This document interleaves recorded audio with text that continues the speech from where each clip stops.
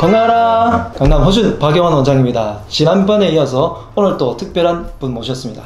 안녕하세요. 가정학과 전문의 박민수 박사입니다. 네, 면역력, 인생에 건강이 짐이 되지 않게. 야, 이게 진짜 참 무시무시한 말이에요. 맞습니다. 네, 인생의 전반을 놓고 볼 때도 건강이 짐이 되지 않기 위해서 박사님께서 쓰신 이 면역력에 관한 내용들을 쭉 실천해 봐야 되겠는데, 네. 면역력을 해치는 걸 우리가 무심코 하는 것들이 상당히 많다고 해요. 예, 맞습니다. 박사님께서도 그 말씀 예, 보내주셨는데, 알고 보면 이제 면역력이라는 것은 하루아침에 하늘에서 뚝 떨어지는 게 아니고, 그쵸. 본인이 어떤 생활 습관을 가지고 있고 어떻게 살아가느냐, 그리고 하루 중에 하고 있는 여러 가지 행동이나 가지고 있는 건강의 태도들이 이제 쌓여서 나오는 거거든요. 가령 예를 들면 이제 면역력이 굉장히 떨어진 분들, 감기에 아주 자주 걸리고, 네. 장염에 한번 걸리면 쉽게 낫지 않아서 굉장히 고생을 하고, 대상포진이 뭐 몇 달이 뭐이다 하고 대상포진 걸리는 그런 어떤 여러 가지 증상들이 나타내시는 분들인데, 제가 한번 관찰해 봤어요. 네. 그래서 면역이 떨어지는 분들이 자주 저지르는 어떤 생활 속의 무심한 실수들을 살펴보면, 네. 일단 환자수로 굉장히 오래 있습니다. 혈액순환이 안 되죠. 우리 박영환 원장님도 보시면 자세에 대해서 굉장히 강조하시는데, 네. 구부정한 자세, 그러면 염증들이 굉장히 많이 늘어난다는 거죠. 그 밤에 잠을 잘 때 또 자율신경계가 굉장히 피로하게 하는 가장 대표적인 게 불을 켜고 잔다든지, 스마트폰을 머리맡에 딱 바로 두고 자면 블루라이트가 계속 나오면서 교감신경계가 굉장히 각성되어 있는 상태이기 때문에 자율신경계가 굉장히 피로하게 되는 것들이 있습니다. 그리고 걱정을 쌓아놓고 있는 사람들, 그러니까 우리가 하고 있는 걱정의 96%는 일어나지 않는, 일어나도 뭐 크게 문제가 안 되는, 하지 않아도 될 걱정을 하고 있고요. 그 다음에 한국 사람들한테 굉장히 심각한 문제 중에 하나는 물을 마시는 게 굉장히 떨어져 있습니다. 그래서 만성 탈수가 거의 90%라고 하는데, 물을 마시지 않으면 마이크로바이옴, 그 다음에 혈액의 염증, 굉장히 안 좋은 조건들이 형성되거든요. 우리가 살펴보면 면역력 높일 수 있는 기회도 많지만, 그런 기회를 생활 속에서 많이 놓치고 있는 것이 아닌가. 그런 무심한 습관들이 계속 쌓이다 보니까 예. 나의 면역력을 갉아먹는데, 맞습니다. 그걸 모르고 계속해서 놓친다는 예, 말씀이신 예, 것 같은데, 예. 특히 하루 중에서도 면역력을 키울 수 있는 기막힌 타이밍이 있다면서요? 맞습니다. 네. 바로 그 시간은 인생의 거의 3분의 1을 차지하고 있는 시간이라고 볼 수가 있죠. 바로 잠자는 시간입니다. 네. 잠자는 걸 굉장히 우리가 그냥 무심하게 흘려보내고 있습니다. 그런데 알고 보면 잠자는 시간은 기가 막히게 면역력을 재정비하고, 우리 낮 동안 쌓인 우리 몸에 불순물을 내보내고, 네. 세포를 재생시킬 수 있는 기회이거든요. 그래서 네네. 잠자는 동안 수면 환경이 굉장히 중요합니다. 불빛도 완벽하게 제거하고, 네. 소리도 완벽하게 제거하고. 네. 근데 보면 TV 켜놓고 그냥 주무시는 분도 그런 분 있고요. 요즘 너무 많아요. 최악의 경우는 휴대폰을 그냥 머리맡에 켜놔요. 보다 그냥 주무시는 거죠. 제 주변에 무심코 나쁜 습관을 하는 사람이 제 바로 곁에 있거든요. 아, 예. 그래서 갑자기 근데 그게 이제 스마트폰에서 블루라이트 같은 것들이 계속해서 세워놓으면, 네. 이게 우리 송각선에서 나오는 멜라토닌 분비를 억제를 해버립니다. 네. 멜라토닌의 가장 중요한 역할이 자는 동안 우리 몸에 있는 항산화 역할, 혈관을 청소하는 역할을 하게 되는데, 네. 그런 역할을 못하게 되니까 자는 동안 오히려 노화가 촉진된다는 거죠.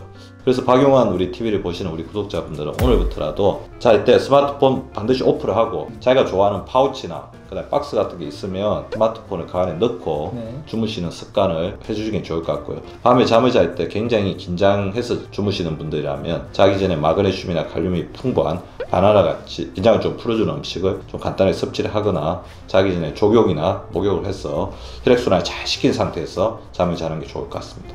실제 외국에는 휴대폰을 예. 넣어두고 잠깐 안 쓰게 만드는 그런 함을 판다더라고요. 맞습니다. 네. 예. 우리 몸에서 이렇게 만성염증이 생기는 것과 면역력의 관계 중에서 특히 몸 안에 쓰이는 기관 중에서 아주 중요한 곳이 아마 장일 것 같은데, 맞습니다. 면역력의 한 예. 70~80%를 예. 장에서 차지한다고 하는데, 이 장에 있는 미생물, 마이크로바이옴이라는 것을 특히 더 강조하시잖아요. 예, 맞습니다. 우리 마이크로바이옴의 역할을 굉장히 잘 아실 필요가 있는데요. 우리 그 박용환 원장님 책에도 보면 혈을 지배하는 것은 장이다. 장이 잘못되면 혈이 더러워진다, 그런 내용들을 이제 설파하고 계시던데요. 최근에 이제 의학적인 용어로는 리키 것 신드롬, 새는 장 증후군. 네. 장에서 마이크로바이옴이 8대2의 유익균과 유해균의 밸런스를 이루고 있는데, 이 비율이 깨어지게 되는 경우가 굉장히 많거든요.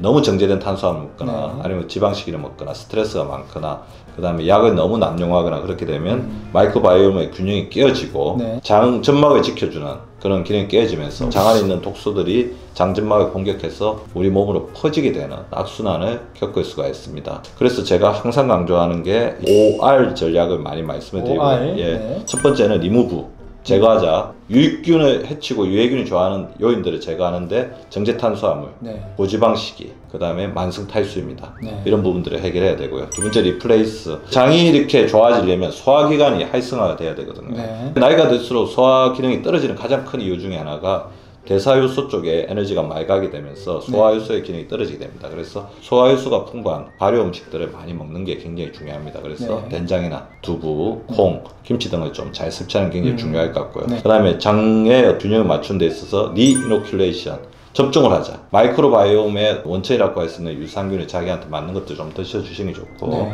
그다음에 리페어를 하는 게 굉장히 중요합니다. 손상받은 장점막을 고치기 위해서 오메가3나 아연과 같은 미네랄 등이나 그다음 글루타민과 같은 보조 영양제들을 잘 섭취해서 이런 것들을 고쳐주고, 마지막에는 리밸런스, 스트레스라든지 운동이라든지 생활 습관을 조정해주는 작업을 거쳐서 장을 바로 고쳐야만 장이 우리 몸의 영양소를 받아들여서 에너지의 원천이 되는데, 그러지 못한 분들은 장이 만성염증의 근원지가 되어가지고 우리 몸에 있는 면역세포들이 끊임없이 번아웃되는 그런 상태에 빠지게 된다는 거죠.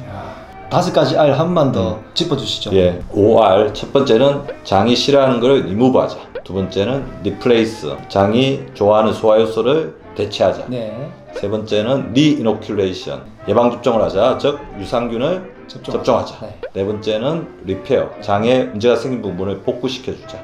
다섯 번째는 리밸런스, 밸런스를 다시 잡아주자. 그것이 되겠습니다. 이런 장을 좋게 하는 것 중에서 저는 강조를 할 때 채소, 과일 이런 것들을 많이 강조하는데요. 원장님도 그런 부분을 그건 기본이죠. 왜 그러냐면 장에서 가장 대표적인 유익물질이 숏체인 패티애시드라고 하는 단세지방산인데요. 단세지방산은 장 안에 있는 유익균인 프로바이오틱스, 그러니까 유산균이 식이섬유, 채소를 만났을 때 만들어내는 유익물질이거든요. 단세지방산은 굉장히 중요한 역할을 합니다. 활성산소도 제거하고 근육적으로 에너지가 잘 들어갈 수 있도록 하고 암세포도 제거하는데, 유산균만 있어서 되는 게 아니고 식이섬유가 풍부한 채소를 드시는 게 굉장히 중요하고, 더불어서 채소의 섭취가 왜 또 중요하냐면 장점막이 끊임없이 손상이 되는데 그때 큰 역할을 하는 게 활성산소이거든요. 우리 몸에서 활성산소는 세포대사나 에너지 운동이 많은 데서 굉장히 많이 발생하기 때문에, 특히 이제 식이섬유에 들어있는 파이토케미칼이 그런 어떤 활성산소를 제거하는 항산화제 역할을 하기 때문에 박용환 원장님께서 말씀하신 것처럼 채소의 중요성은 아무리 강조해도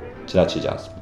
그리고 지금 먹는 것까지 이야기를 했고 자는 것도 얘기했는데, 사람이 살아나가면서 특히 나이가 들면서 1g씩 꼭 지켜야 될 게 있다고 강조를 하시지 않습니까?